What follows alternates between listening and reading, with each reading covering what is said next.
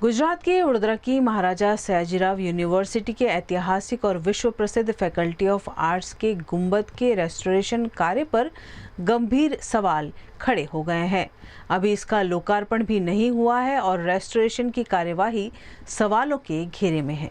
वडोदरा की MS university के arts faculty के गुंबद का करीब 5 करोड़ 50 लाख रुपए की लागत से किए गए हेरिटेज रेस्टोरेशन का काम अगस्त 2026 में पूरा होने का दावा किया गया है, लेकिन हैरानी की बात यह है कि अभी तक इसका लोकार्पण भी नहीं हुआ है और लोकार्पण की तारीख भी तय नहीं हुई है। वहीं सामने आई तस्वीरों में गुंबद की दूसरी तरफ का रंग उखड़ता और पपड़ी निकलती दिखाई दे रही है। काम पूरा होने का दावा किए जाने के तुरंत बाद ही इस तरह की खामियां सामने आने से रेस्टोरेशन की गुणवत्ता पर सवाल उठ रहे हैं। सौ प्रथम तो बात करवामां आवे के एमएस यूनिवर्सिटी में જ્યારે રિનોવેશનના કોન્ટ્રાક્ટ આપવામાં આવતા હોય છે તો યુનિવર્સિટીની જે કમિટી હોય છે એમના દ્વારા આપવામાં આવતા હોય છે।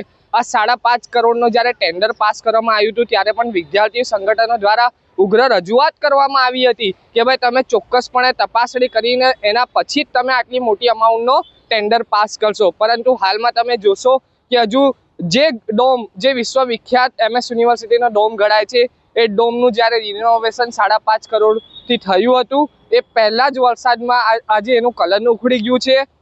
એટલે તમે જોઈ શકશો કે કેટલી ઓછી ગુણવત્તાના વસ્તુઓથી આ સમારકામ થયું છે અને 5.5 કરોડ કોન્ટ્રાક્ટરો અને યુનિવર્સિટીના સત્તાધીશોના પેટમાં જતા રહ્યા છે।